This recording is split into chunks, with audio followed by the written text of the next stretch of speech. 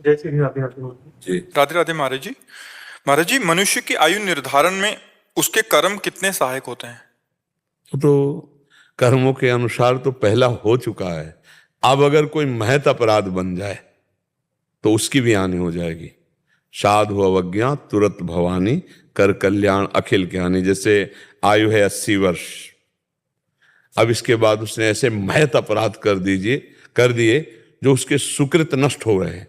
अब उसकी आयु नष्ट होकर के वो फिर अल्प आयु में नष्ट हो जाएगा पक्का। अकाल मृत्यु जिसे कहते हैं, वो अकाल मृत्यु को, उसका अगर कर्म बिगड़ गया तो अब उसकी अकाल मृत्यु है और वो नाम जप करता है, भगवान का चरणामृत पीता है, संतों की सेवा में उपस्थित होता है और तीर्थों पर श्रद्धा करता है, तो अकाल मृत्यु नष्ट हो जाएगी। वो अकाल मृत्यु नहीं मरेगा, उसकी आयु बढ़ जाएगी। जैसे प्रातः काल सूर्य उदय होते हैं, जो सैया में पड़ा होता है उसकी आयु नष्ट होती है, उसकी बुद्धि नष्ट होती है, उसका श्री नष्ट होता है, उसका चिंतन बिगड़ जाएगा, आसुरी प्रवृत्ति जागृत हो जाएगी। आज जो हमारे समाज बिगड़ रही ना, हमारे धर्म शास्त्रों की अवहेलना पूर्वक दिनचर्या है।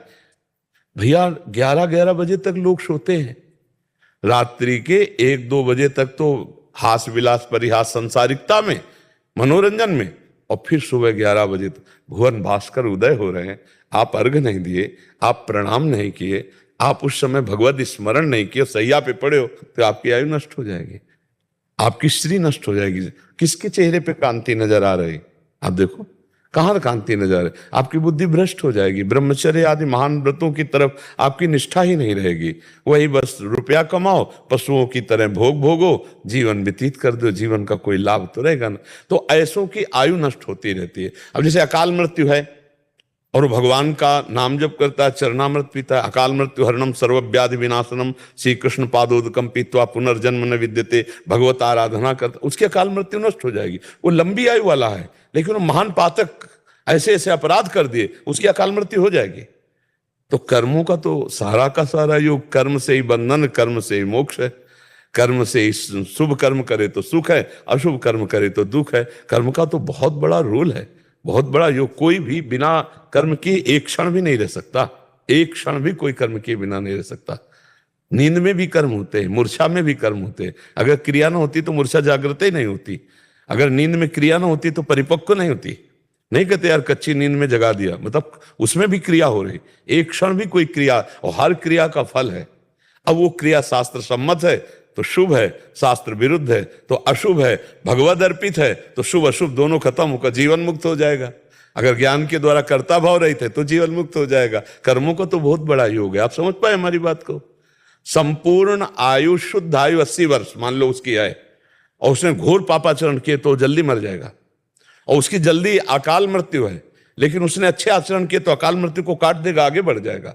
कर्मों का बड़ा भारी योग है, कर्मों का बड़ा बड़ा प्रभाव है कि बंधन युक्त अनंत जन्म भोगने हैं, लेकिन इस जन्म में ज्ञान प्राप्त करके आप मोक्ष को प्राप्त कर लेंगे, आप भगवत आराधना करके भगवत प्रेम को प्राप्त कर लेंगे।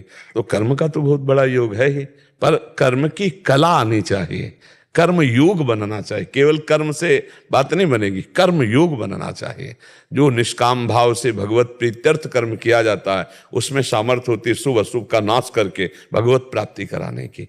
तो हमें लगता है अच्छे कर्म किए जाएं और भगवत अर्पित कर्म किए जाएं। अगर ज्ञान मार्ग का पथिक है तो दृष्टा भाव साक्षी भाव से रहे, अपने को कर्ता भोक्ता भाव ना देखे, तो सारे कर्म जो है अकर्म हो जाते हैं और वो भगवत प्राप्त महापुरुष हो जाता है।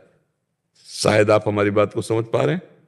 शायद इसलिए कह देते कि आप लोग गृहस्थ में हैं, पता नहीं शास्त्रों का स्वाध्याय कितना है, कितनी पवित्र बुद्धि है, आप कितना इसको समझ, क्योंकि अध्यात्म को समझने के लिए पवित्र बुद्धि चाहिए। जब तक साधन भजन नहीं होता तो बुद्धि पकड़ नहीं पाती, क्योंकि उसको पकड़ने के लिए जो योग्यता चाहिए, पात्र चाहिए, वो है नहीं तो कैसे समझ में आएगा। तो आप समझ पा रहे हैं जी।